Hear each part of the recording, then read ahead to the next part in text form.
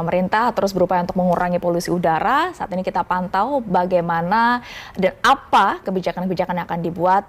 Saat ini sedang ada pertemuan di Kementerian Lingkungan Hidup dan Kehutanan. Kita simak bersama. Langkah penghentian kegiatan ini, kita lakukan penyegelan di lokasi ini. Jadi satu stockpile ya, sudah disegel oleh tim kita. Dan tim kita lainnya masih terus bekerja ya. Karena akan kami laporkan terus-menerus kepada perkembangan yang ada. Ya. Yang kedua, ya, kami juga melakukan ya tindakan penghentian, ada kegiatan ya di PT Pindo Deli 3 Kabupaten Kerawang, khususnya berkaitan dengan penimbunan ya. Perbatasan Bekasi, Kerawang dia. Ya. Ini ada penimbunan ya,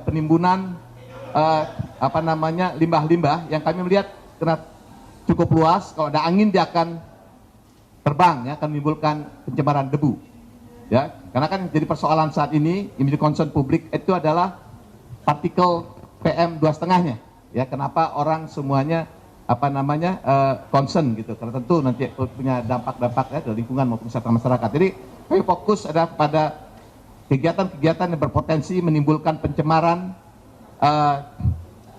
PM 2,5 ini. Tapi kalau kami dalam pengawasan menemukan pelanggaran lain, tentu kan kami lakukan. Jadi 2 ini sudah kita lakukan. Kita juga sedang bekerja, tim kita sedang bekerja juga pengawasan di stockpile PT Wana Sumber Rezeki dan PT Unitama Makmur Persada di kawasan Berikat Nusantara, KBN Marunda. Ya, kami akan laporkan, besok akan kami laporkan ya, apakah melalui press conference ataupun siaran pers terkait tindakan-tindakan yang akan kami lakukan terhadap perusahaan ini. Ya, karena sekarang ini tim sedang bekerja. Ya. Terus kita juga sedang melakukan pengawasan di PT Indonesia Poda Steel karena kami menemukan juga adanya indikasi berbagai macam pelanggaran di sini. Akan kami laporkan ke teman-teman besok. Ya, kita akan laporkan langkah-langkah apa yang akan kami lakukan terkait dengan PT Indonesia Poda Steel ini. Ya, kita tadi ini juga PT Aspek Kumbong, ya, ini kegiatan pulp dan paper, tapi mereka juga menggunakan batu bara. Dan juga banyak aktivitas lainnya yang kami lihat ada potensi untuk kontribusi untuk peningkatan PM 2,5 ya. Jadi kita dalamin ini juga, kami akan laporkan juga dalam 1-2 hari ini.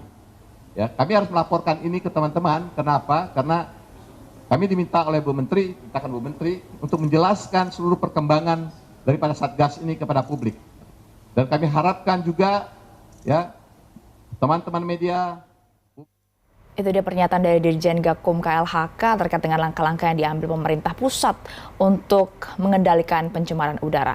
Pemprov DKI Jakarta juga sudah membuat berbagai kebijakan, salah satunya melarang ASN untuk membawa kendaraan pribadi berbahan bakar fosil.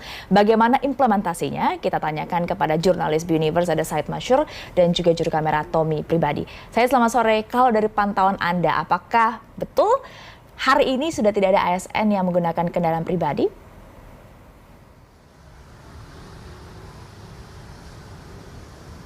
Stefani, betul sekali. Kebijakan itu sebetulnya baru mulai diterapkan oleh Dinas Lingkungan Hidup DKI Jakarta, yaitu melarang pegawai Pemprov DKI Jakarta untuk kemudian tidak menggunakan kendaraan bermotor setiap hari Rabu, akan dilakukan setiap pekan dalam beberapa waktu ke depan. Untuk kebijakan ini juga sebetulnya diambil oleh pihak DPRD Provinsi DKI Jakarta. Ini dikeluarkan melalui surat edaran Sekretariat DPRD Provinsi DKI Jakarta yang melarang bagi setiap ASN ataupun non-ASN yang bertugas ataupun berkantor di gedung DPRD DKI Jakarta ini untuk tidak menggunakan kendaraan bermotor setiap hari Rabu. Dan ini akan dilakukan selama beberapa waktu ke depan. Kalau implementasinya sendiri, Stefani, hari ini kami lihat memang belum terlalu sepenuhnya dilakukan, belum efektif diberlakukan. Kami konfirmasi kepada petugas, mereka mengatakan pekan ini memang fokusnya masih tahap sosialisasi, sehingga tadi kalau kami pantau di lapangan ini beberapa kendaraan bermotor ini masih keluar masuk, Stefani, di lingkup gedung DPR DKI Jakarta. Kebijakan ini baru akan efektif, akan ketat diberlakukan ini pada pekan depan, setiap hari Rabu sekali lagi akan diberlakukan. Ini juga tentu akan berdampak bagi para pegawai di lingkup Pemprov DKI Jakarta. Kami menanyakan hal ini kepada pihak Pemprov DKI Jakarta, mengatakan meskipun di lingkup Pemprov DKI Jakarta tidak mewajibkan, belum ada kebijakan untuk melarang bagi para pegawai Pemprov DKI untuk tidak menggunakan kendaraan bermotor, namun langkah yang diambil oleh Pemprov, maksud saya DPRD DKI, ini akan berdampak kepada pegawai DKI Jakarta karena sebagian besar ini pegawai yang bekerja di kantor balai kota ini memarkir kendaraannya di DPRD Provinsi DKI Jakarta, sehingga larangan parkir. Jadi nantinya teknisnya Stefani, petugas ini akan memantau dan akan melarang bagi kendaraan bermotor untuk kemudian masuk ke dalam lingkup DPRD DKI Jakarta memarkirkan kendaraannya. Setiap hari Rabu akan diberlakukan per pekan depan. Hari ini belum terlalu efektif. Sekali lagi kebijakan ini diambil untuk sebagai antisipasi untuk kemudian mengurangi polusi udara yang terjadi di DKI Jakarta, lalu kemudian juga mengurangi kemacetan. Untuk WFH sendiri juga ini hari ketiga, memang kebijakan ini juga kalau kami lihat memang juga belum terlalu signifikan mengurangi daripada polusi udara yang ada di DKI Jakarta. Ini kami ukur dari aplikasi IQ Air yang kami pantau di hari ketiga pemberlakuan WFH ini, Stefani.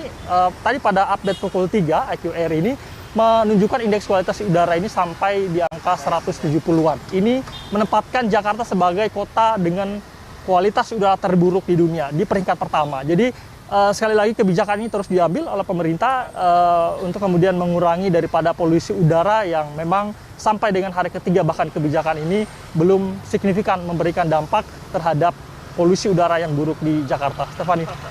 Oleh karena itu Anda menggunakan masker sebagai upaya untuk menjaga kesehatan di tengah polusi udara yang mengancam. Terima kasih Said Mansyur dan juga juru kamera Tommy Pribadi melaporkan langsung dari Balai Kota DKI Jakarta.